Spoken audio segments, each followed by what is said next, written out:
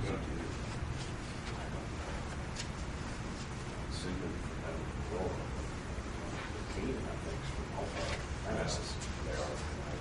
They're in here somewhere, aren't they? Yeah. So it takes them up Just in this south. park through Friendship.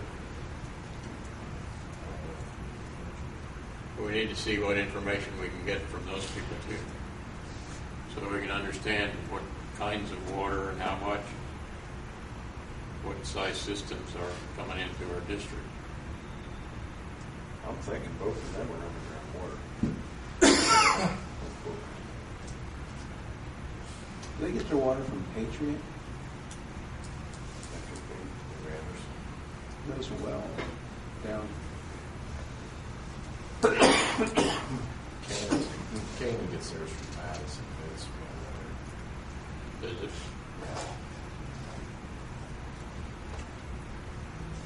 Well, now that I've spent an evening talking about what you already knew, what kind of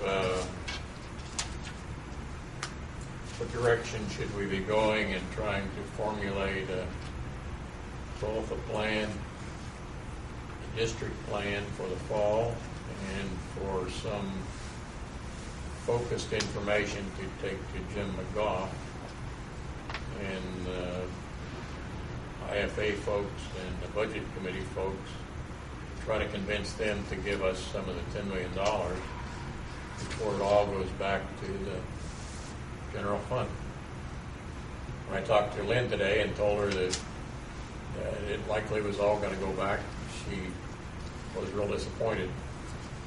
She said that she would, when she sees Jim McGough in the hallway or somewhere, she doesn't see him often, but when she does, that she would put in a plug for us and tell him what our needs are.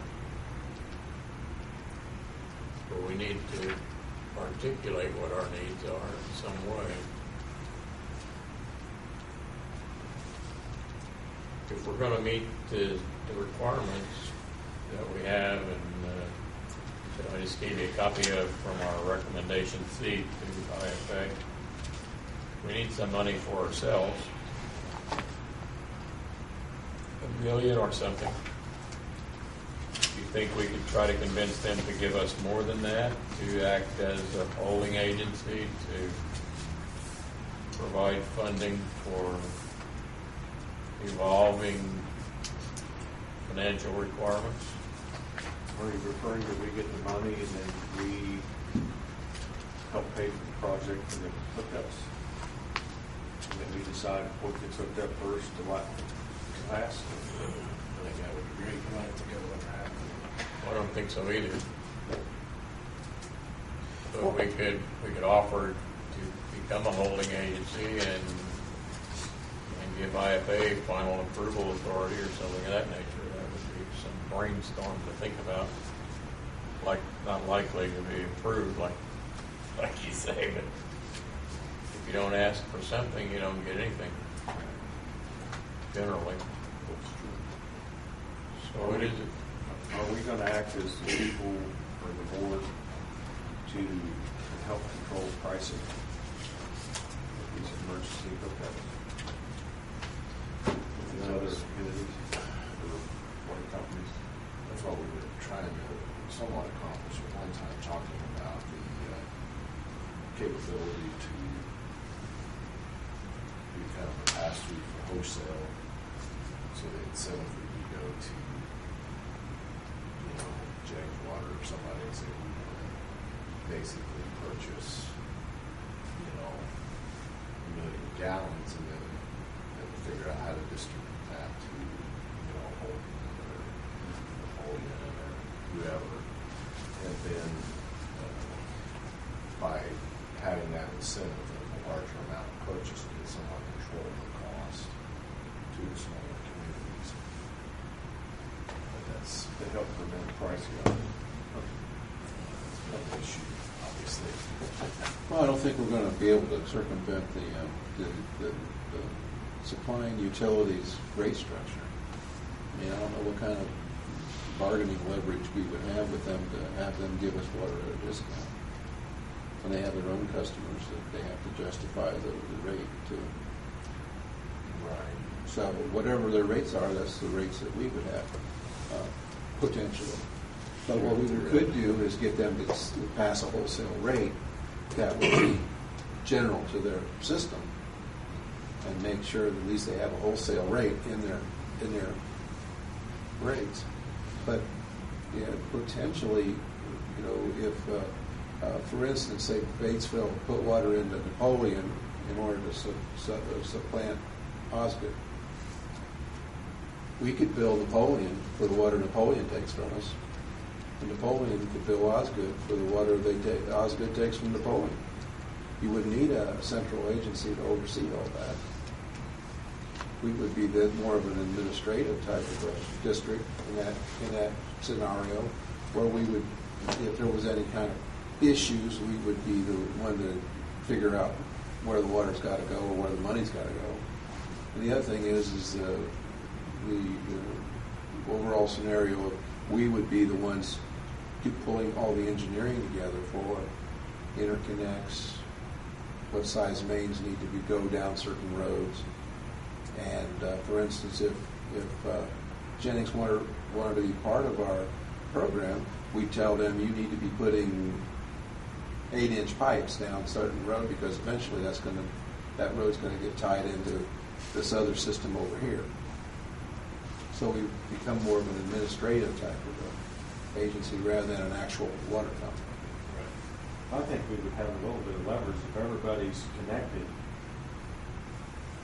You can take it from Decatur County and supply everybody, or you can go Jennings County and supply everybody, no matter what. And whoever wants to get the best price and has got the water to do it. That type of theory. I mean, Yeah, well, not sit there and say, well, you're going to furnish it, and then what's your price, and you're the only one. yeah, I think it's pretty clear that our two bigger rural systems are going to tell us what they're going to sell us water for. See, an entity has got their pricing a little bit tighter than these other nonprofit organizations. I don't consider nonprofit compared to an entity. I mean, Batesville was cheaper than Hoosier Hills, within reason. Well, we're lucky we didn't have to put pipes all over Creation. Right. Yeah, so we don't have a lot of overhead sitting there in stairs. But conversely, if you wanted to get large volumes of water, that's where you get it. In the east side of River County. Yeah, but if they can sit there and supply a whole town that's got 1,800 residents, whatever, that should be a better price than somebody out there going lower. Because you're using bigger volumes. Yeah, well, there should be an economy of scale. Because I've talked to Hoosier Hills and they said they don't have no wholesale price. Well, they don't want to. Right. It's nothing but gain for them if You know, the thing is that at the end of the day, you'd almost have to have some kind of a carrot and stick set up. You'd almost have to have some legal way to say or sign off on new mains in any of these towns in the three-county area. We would have to become an agency that would actually have to sign off on that so that we can make sure that they put the right size pipes in the ground in the first place. But first we'd have to do a very large engineering study, and then we would have to have some administrative capability on an ongoing basis. That's what I'm thinking. If we were the entity that could supply the, kind of the funnel for the funding source for infrastructure to do the interconnects, and then, like I said, be able to negotiate contracts with these two bigger rural utilities and say, look, if we supply the interconnects and we guarantee that you're going to be able to sell X amount of gallons, what kind of rate can we negotiate with them in order to make it beneficial to the community that's going to benefit from it? Yeah, we'd have to have some statutory authority in that regard. But see, and then in order to cover our administrative expenses, which are going to be fairly small, but if you just charged a penny a gallon for all the water that's sold in those three counties,